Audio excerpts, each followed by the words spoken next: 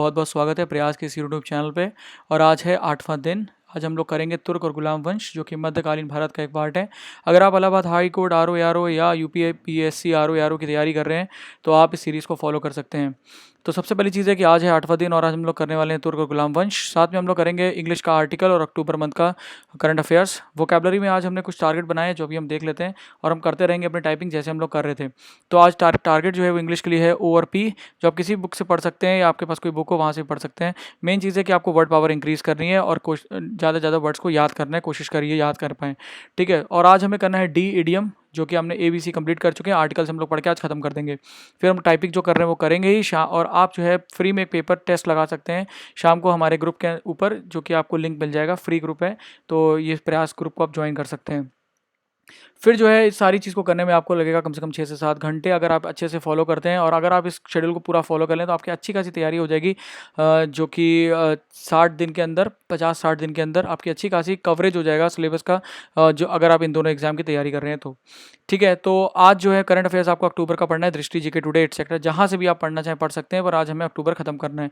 तो एक तरीका का प्लान है, एक रिवीजन प्लान है, जिसको आप फॉलो कर सकते हैं और आराम से अपनी तैयारी पूरी कर सकते हैं। कुछ भी चीज़ आपकी छूटेगी नहीं, जहाँ तक कोशिश हम लोग करेंगे। और इस मुहिम से जो है आप जो है अच्छे से तैयारी कर सकते हैं। अगर आप चाहें तो प्रयास पेड स्टडी ग्रुप को भी ज्वाइन कर सकते हैं। इसके बारे में एक नीचे फ़ोन नंबर दिया, आप उस पर इन्फॉर्मेशन ले सकते हैं। ये उन लोगों के लिए है जैसे कि आप पढ़ रहे हैं और आपका जो है सीक्वेंस टूट जाता है, या आप जो है अच्छे से और तैयारी करना चाहते हैं, एग्जाम को और अच्छे से जो है देना चाहते हैं। कुछ मार्क्स आपका पिछली बार रह गया था, आप आपको ये समझ नहीं आ रहा है क्या करें, कैसे स्ट्रैटेजी बनाएं और इस बार एग्जाम पूरी तरीके से क्लियर कर लें, तो आपकी यहाँ पे हम हेल्प कर सकते हैं, एक तरह का मेंटर भी कर सकते हैं। तो आप अगर आपको गाइडेंस चाहिए हो, हेल्प चाहिए हो, तो आप ये प्रयास स्टडी ग्रुप के बारे में जान सकते हैं। नीचे फ़ोन नंबर दिया है जिस पर आप ये पूरी इन्फॉर्मेशन ले सकते हैं, व्हाट्सएप या टेलीग्राम किसी पर भी मैसेज कर। ठीक है, और पॉज करके आप इसको और भी पढ़ सकते हैं इसके बारे में। तो आज हम लोग करने वाले हैं फिर शुरू, तो तुर्क और गजनी और गोरी के बारे में पढ़ेंगे, स्लेव डायनेस्टी, जो कि हमारा गुलाम वंश है। तो अगर आपको ये जो है पूरा जो मेरा सीरीज चल रहा है अगर आपको अच्छा लगे, प्लीज़ कमेंट करिएगा, लाइक करिएगा, ये मुझे मोटिवेशन देता है कि मैं इस तरह का वीडियो लेके आता रहूँ। तो थोड़ा सा क्वेश्चन देख लेते हैं जो पहले आए। ये देखिए, बैटल्स के बारे में पूछा गया है, कौन कौन से युद्ध हुए और कौन पहले कौन सा बाद में, हम देखेंगे। फिर इसके अंदर क्वेश्चन आया किससे लड़ाई हुई, पृथ्वीराज तृतीय इसका उत्तर था। ये आप क्वेश्चन पढ़ लीजिएगा पॉज करके। और जो है दिल्ली में पहली बार जो है कौन सा राजवंश, यहाँ पे राजपूत बैठे हुए थे और यहाँ पे किस किस का क्या नाम था, जैसे कि हम पहले देखते रहे। फिर आप यहाँ पे क्वेश्चन देखिए कि याला सोमनाथ मंदिर किसने तोड़ा था, ये क्वेश्चन आया हुआ है। और फिर कुछ क्वेश्चन जो है वो मेडिवल पार्ट यानी मध्यकालीन भारत के हैं, जो हम लोग बीच बीच में देखेंगे आगे जैसे जैसे सीरीज़ बढ़ेगी। तो जैसे हमने कल तक पढ़ा था, गुर्जर प्रदियार यहाँ पे पहुँच चुके हैं, पाल यहाँ पे, राजपूता यहाँ पे और अरब जो है यहाँ बैठे हुए हैं। कल मेरे से गलती हो गई थी, हिंदू शाही साम्राज्य को मैंने बोला था मोहम्मद बिन कासिम ने हराया था, ऐसा नहीं है। इसको जो है बाद में गजनी ने हराया और यहाँ पे जो इसने हराया था वो था बेसिकली सिंध का एरिया और दाहिर उसका राजा था। ठीक है, तो ये बात ध्यान रखिएगा। तो अब हम लोग शुरू करते हैं। यहाँ पे देखिए, अभी इंडिया में क्या, गुर्जर प्रदियार यहाँ बैठे, राजपूता यहाँ बैठे, जो हम लोग पिछले पढ़ चुके हैं। सैफराड एम्पायर यहाँ पे बैठा और हिंदू का शाही यहाँ पे बैठा है। सिंध किसने हराया, मोहम्मद कासिम ने।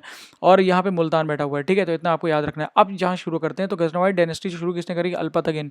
उसका जो सन इन लॉ था उसका नाम था सुबतगिन।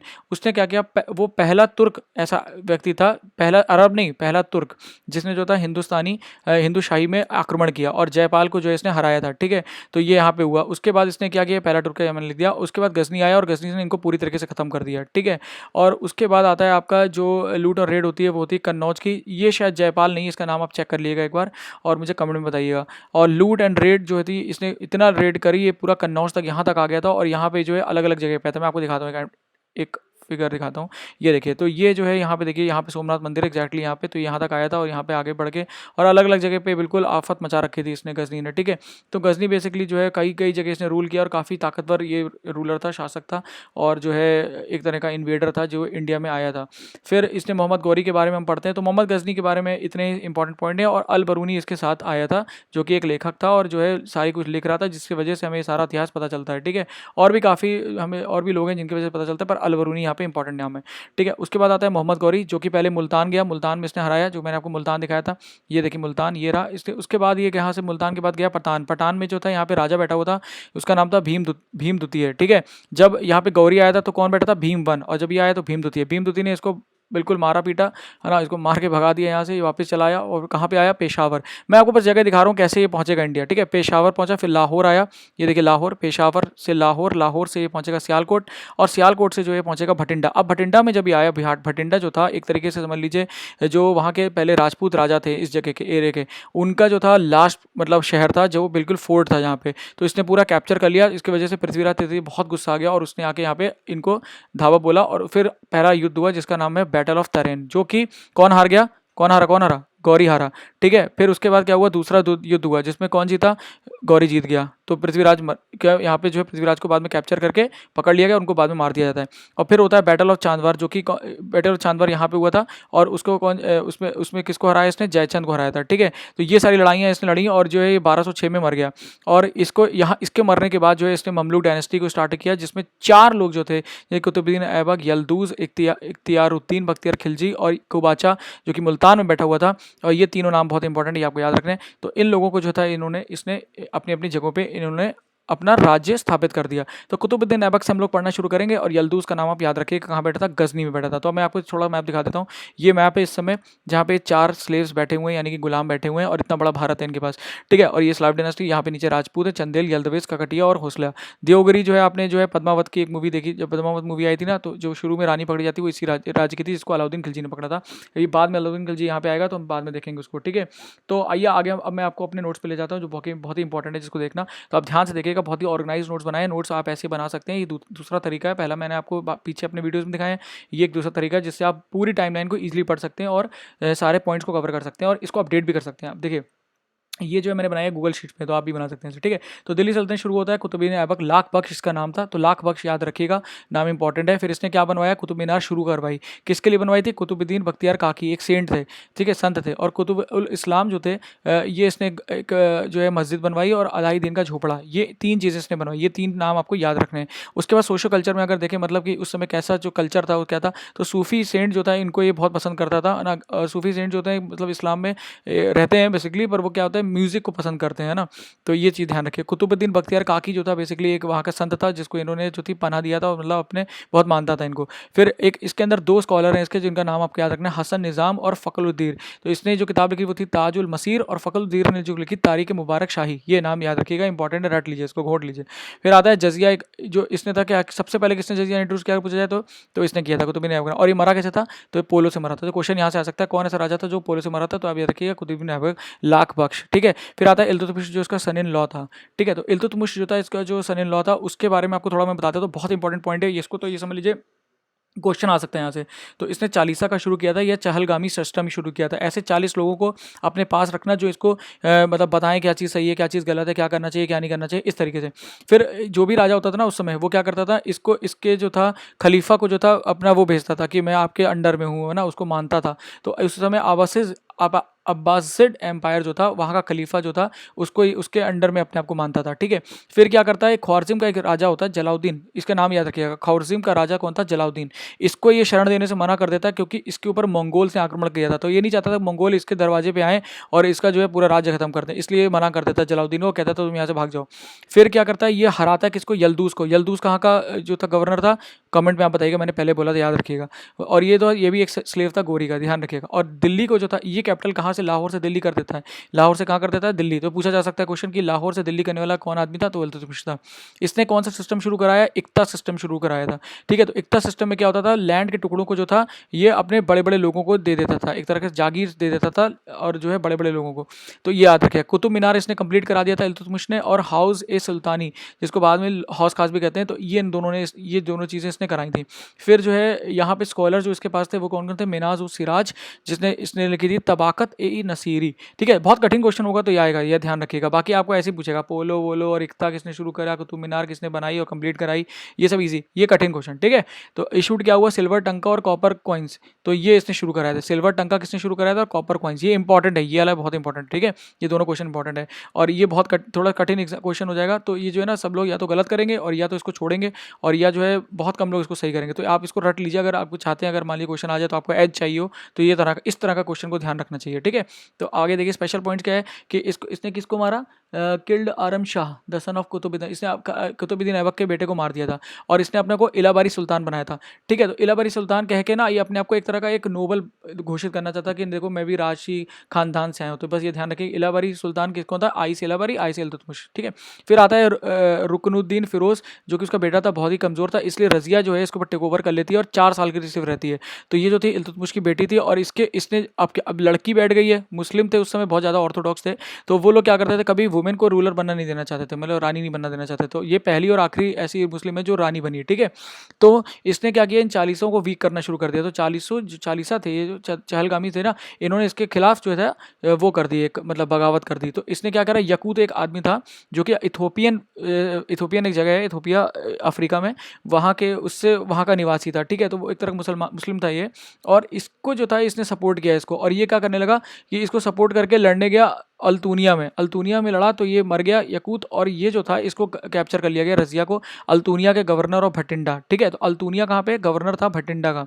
ये वापस गए थे लड़ने वहाँ पे, ताकि वहाँ से लड़के फिर लड़ाई करेंगे दिल्ली पे। तो अल्तूनिया का जो गवर्नर था ना, उसने बोला कि मैं तुम्हारा साथ दूंगा, और ये दोनों साथ के लड़के फिर नोबल पे लड़ने गए, पर क्या हुआ, हार गए दोनों। तो ये बात ध्यान रखिएगा, ये दोनों हार गए। जब भटिंडा की लड़ाई हुई तो कहाँ पे हारी थी, कैथल में हारी थी, हरियाणा में है ये। और ये जब ये लड़ाई हुई थी, क्या बोलते हैं, जब यहाँ पे दिल्ली के पास लड़ाई हुई थी, तो ये भी तब भी हार गई थी। ठीक है, तो ये बात ध्यान रखिएगा। तो ये था रजिया सुल्तान के बारे में। उसके बाद आता है बहराम शाह। तो बहराम शाह का इस बार एक प्रश्न आया था, अभी जस्ट कुछ दिन पहले जो था यूपी का एक पेपर हुआ था, उसमें पूछा गया था कि रजिया के बाद कौन सा राजा आता है, तो बहराम शाह उसका उत्तर था। और अलाउद्दीन शायद इसमें मैंने शायद लिखा हुआ है, एक बार देखता हूँ मैं, कि अलाउद्दीन चौहान, और इस तरीके से नहीं दिया हुआ है। ठीक है, कोई नहीं, आपको याद नहीं होगा पर मैं बता देता हूँ। ठीक है, तो उस तरीके से बहराम शाह उसका उत्तर था। तो एक तरह से आप बस ये देखिए कैसे तरीके से मैंने बनाया हुआ, तो मुझे याद रहेगा ना, आप भी इजीली रिवाइज कर सकते हैं। रजिया, बहराम शाह, अलाउद्दीन मजूद शाह, और फिर नसरुद्दीन मोहम्मद उसके बाद आता है, जो कि डिफेक्टो किंग कौन होता है, बलबन में। डिफेक्टो मतलब दिख तो ये रहा है किंग है, पर ये किंग नहीं होता है। किंग कौन होता है, बलबन किंग होता है। तो अब हमें इसके बारे में ज़्यादा नहीं पढ़ना है। ठीक है, अब हम इस बलबन के बारे में डायरेक्टली पढ़ेंगे। ठीक है, और उसके बाद आएगा कैकाबाद, और आज का वीडियो हो जाएगा खत्म। तो आप देखिए राइज ऑफ बलबन कैसे पढ़ना है। इसने इतने साल राज्य किया, कम से कम 21 साल है, और काफ़ी बड़ा साल होता है 21 साल, तो इसने काफ़ी कुछ किया होगा। ठीक है, तो हम थोड़ा देख लेते हैं। तो पॉलिटिकल स्टेबिलिटी हो गई, मतलब उस समय राज्य जो था वो स्टेबल था, कोई ज़्यादा प्रॉब्लम नहीं थी। चालीसा जो था ये एक वन ऑफ द चालीसा था, वन ऑफ द 40। तो नोबल्स बहुत शक्तिशाली थे, ध्यान रखिए, इसलिए इन्होंने रजिया को बैठने नहीं दिया, और ये वही था। ठीक है, इसने क्या करा, खुद जब आया ना गद्दी पे, तो इन्होंने इसी को हटा दिया, तो चहलगामी सिस्टम हटा दिया। तो अगर पूछा जाए कि चहलगामी सिस्टम लाया कौन, हटाया कौन, दिया, आपको दोनों याद होने चाहिए। ठीक है, फिर इसने शुरू करा जिले लाही, यानी कि ऐसा जिले लाही बोलते हैं राजा को, कि वो जो है राजा जो है वो अल्लाह का या भगवान का या ईश्वर का, जो भी मान लो, उसका जो है एक वो होता है, रिप्रेजेंटेटिव होता है। फिर क्या होता है, इसने पैबॉस शुरू किया। पैबॉस मतलब राजा के हाथ को चूमना होता है और सजदा करना होता है, उसके सामने झुकना होता है। मतलब एक तरीके से राजा की पावर को बढ़ाने वाली बात है ना, मानसिक गेम है, मानसिक पावर है, कि एक तरीके दिखाया जाए कि राजा बड़ा है, अब सब लोग जरा कायदे से रहो, ये सब जितना चला रखे ना, चलिए सब बंद करो। ठीक है, तो इस तरीके से अपनी पावर को दिखाना चाहता था। फिर उसने क्या किया, ये निबायत खुदाई करके जो है उसने अपने आप का नाम रखा, मतलब कि वो जो है अल्लाह की रहमत है उसके ऊपर, और इस तरीके से जो है वो राज्य कर रहा है, मतलब as a representative of the almighty lord, है ना। तो इस तरीके से वो अपने आप को दिखाता था, और अपने आप को खलीफा का जो है राइट हैंड मैन बोलता था। तो नासिर अमीरुल मोमिन, बस इसका नाम याद रखिए। ठीक है, और कुछ ज़्यादा इसमें है नहीं।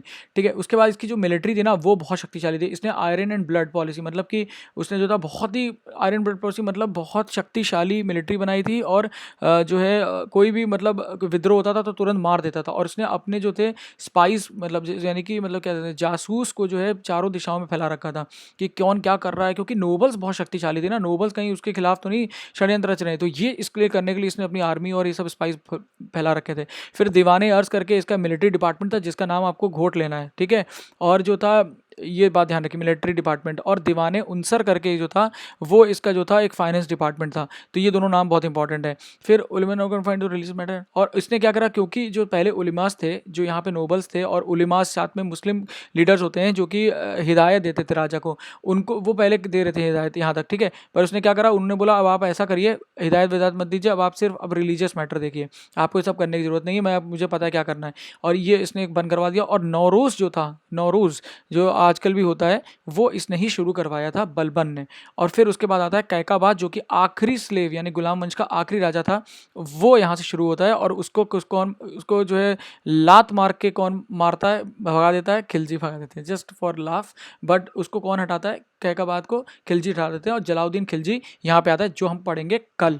तो इसी तरीके से आपका स्लेव डायनेस्टी हो जाता है खत्म। तो इस तरीके से आप नोट्स बना चाहें तो बना सकते हैं, या हेडिंग्स अपने पन्ने पे ऐसे लगा लीजिए, तो इस तरीके से बना सकते हैं। थोड़ी जगह छोड़ दी, कुछ आपको इंपॉर्टेंट पॉइंट मिले तो आप इसमें जोड़ सकते हैं, है ना। मुझे भी कुछ इंपॉर्टेंट पॉइंट्स मिलेंगे, मैं भी जोड़ूंगा और आपको बाद में बताता रहूँगा। बट इतना आप पढ़ लेते हैं तो काफ़ी पॉइंट्स होंगे, 90-95% कंप्लीट हो जाएगा। कुछ आपको एक्स्ट्रा पॉइंट मिले तो आप अलग से लिख सकते हैं, जैसे नाम है, दीवाने अर्ज, ये सारे कुछ वो आप अपना लिख सकते हैं। बाकी आपको अगर जो है इससे जो है काफ़ी अच्छे से समझ में आ गया होगा, सारा को टाइमलाइन दिख गया होगा, ठीक है।